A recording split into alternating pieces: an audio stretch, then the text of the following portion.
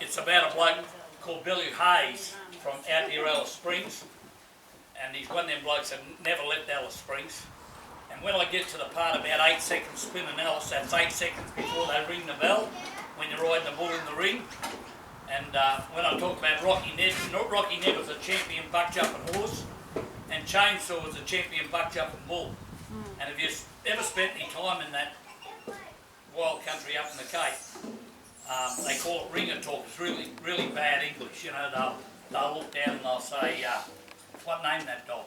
You know, that's how they talk. A lot of people say it suits me because I haven't got good English to start, you know. But anyway, it goes something like this. Here's the tale of Billy Hayes from out near Alice Springs. A wild young ringer in his day who done some crazy things. He jumped bulls over fences, raced a colt up Ayers Rock, said his legs weren't built for walking, they were made for riding stock. A legend round the rodeo from Ayr on the Broom, an untried horse at 6 a.m. was saddle broke by noon. No form of equine foolery Bill wasn't game to try, only one thing ever spooked him. He was way too scared to fly. If I was meant to do it, I'd have feathers in a beak.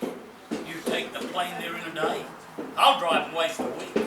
I'm told they're safe as houses, and mechanically they're sound. I don't see no rope or bridle, so I'm sticking on the ground.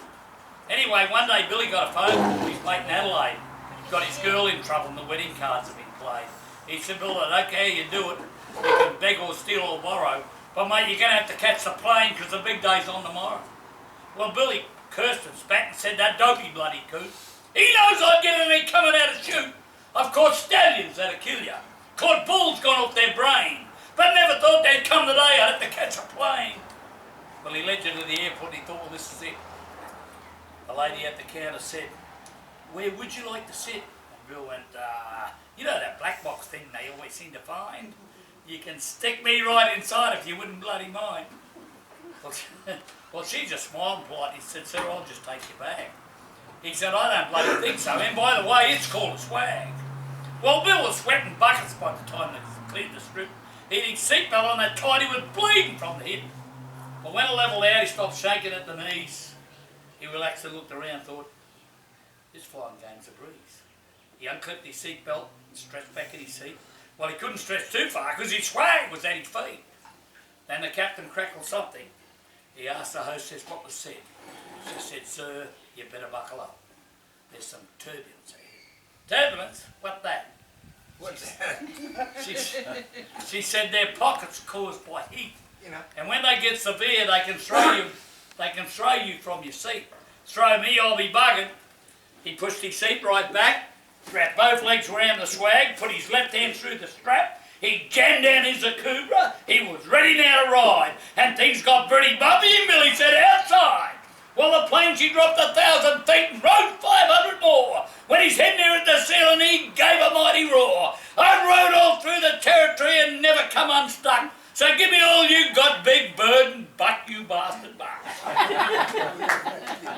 While the passengers were screaming in fear of certain death, Billy whooped and hollered till he near ran out of breath. You would have thought that canvas swag was well into his arse, and before the ringer knew it, he'd bucked up the business class. There seemed no way to tame this creature that had 10 gears in reverse. Didn't worry Billy, he just bucked on through the first. He done somersaults with twists on this mongrel mouth from hell. He yelled out to the pilot, for Christ's sake, ring the bell. Well, Bill was bleeding for the bugle. He had cuts above both eyes.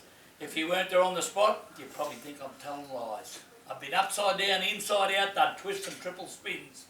You might have seen some great rides in your time, but hands down, Billy wins. Well, the flight returned to normal. Bill was flat out on the deck, still stuck to his swag, but he looked a bloody wreck. He pulled himself together and got up and raised his hat. He said, I've had some tough trips in my time, but never like that. And 8 seconds spinning Alice proves you made a sturdy stuff. I was on there near a minute, and I reckon that's enough. Well, the first class folk were dumbstruck at this crazy ringer's feat, but Bill just grabbed the crown and he walked back to his seat. Now, many years have passed and Bill's long give the bucking game away. Too many breaks and dusty miles for far too little pay. Now, planes are not a problem. In fact, he'd rather fly than ride. And when you talk about his maiden voyage, his chest puffs out with pride. You can talk about your Rocky Neds and that old chainsaw bloke. I'd ride them both without a rope and roll a bloody smoke. And there's cowboys round that think they're hot, while they ain't tasted heat, till they've ridden time on turbulence at 30,000 feet.